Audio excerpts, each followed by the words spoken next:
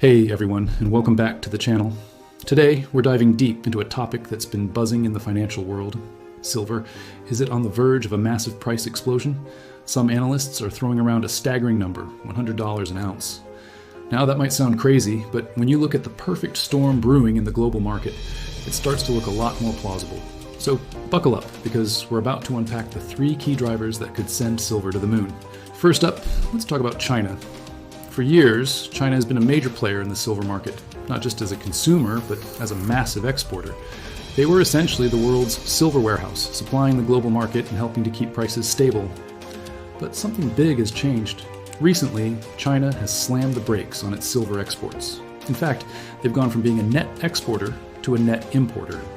Think about that for a second.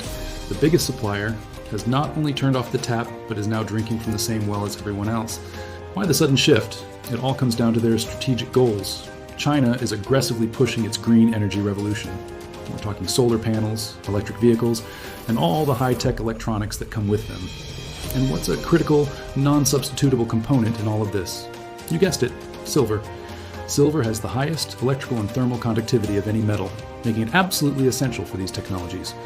By restricting exports, China is stockpiling silver to fuel its own industrial and technological ambitions. They are prioritizing their long-term domestic needs over short-term export profits. This move single-handedly removes a massive amount of supply from the global market, creating a classic supply squeeze. When supply drops and demand stays the same or increases, prices have only one way to go, up. Now, let's shift our focus to another global powerhouse, Russia.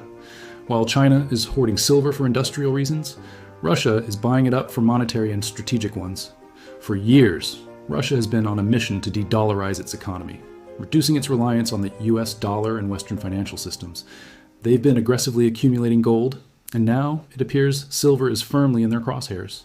Central banks around the world are starting to reevaluate their reserves. They see the geopolitical instability and are looking for hard assets, real money that can't be devalued by printing more of it. Gold has always been the star player, but silver is often called poor man's gold for a reason. It's a tangible monetary metal with a history stretching back thousands of years. But here's the kicker, the gold to silver ratio. Historically, this ratio has hovered around 15 to 1, meaning it took 15 ounces of silver to buy 1 ounce of gold. Today, that ratio is closer to 80 to 1. This suggests that silver is incredibly undervalued compared to gold. Russia and other central banks see this. They understand that acquiring silver at these levels is a massive bargain. As more countries follow Russia's lead and start adding silver to their national treasuries, it creates a whole new category of demand, monetary demand, on top of the already soaring industrial demand. This isn't just a few investors buying coins. This is nations buying tons of the metal, taking it off the market for good. So we have China choking off industrial supply, and Russia leading a charge on the monetary demand side. This brings us to our third and final point, the sheer, undeniable reality of the supply and demand fundamentals. For the past few years, the silver market has been in a structural deficit. That's a fancy way of saying we are using more silver than we are mining, every single year. The Silver Institute's own data confirms this. In 2023, the deficit was huge, and it's projected to continue for the foreseeable future. Think of it like a bathtub. The faucet is the new silver being mined each year. The drain is all the silver being consumed by industries, investors, and now, central banks. For years, the drain has been wider than the faucet is open. We've been draining the tub, relying on above-ground stockpiles and inventories to make up the difference. But those stockpiles are dwindling, and fast. The vaults at major exchanges like the COMEX and the London Bullion Market Association have seen their registered silver inventories plummet.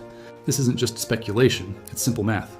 We have skyrocketing demand from the green energy sector, the 5G rollout, and everyday electronics.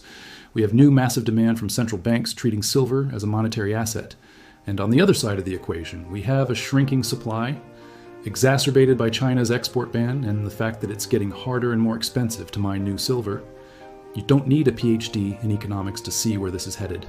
When you have a massive, structural, and growing deficit for a critical commodity with no substitutes, the price explosion isn't a matter of if, but when. So, could silver really hit $100? When you combine China's strategic hoarding, Russia's monetary accumulation, and the undeniable multi-year supply deficit, the case becomes incredibly compelling. The industrial demand is locked in, the monetary demand is just getting started, and the supply is shrinking. This trifecta creates a pressure cooker environment for the silver price. We are witnessing a fundamental repricing of one of the world's most important commodities. The days of cheap, abundant silver may be coming to an end, and the journey to $100 might be faster than any of us think. What are your thoughts on this? Do you think silver's poised for a major rally? Let me know down in the comments. I read every single one. And if you got value from this video, please give it a thumbs up and consider subscribing for more deep dives into the markets. Thanks for watching, and I'll see you in the next one.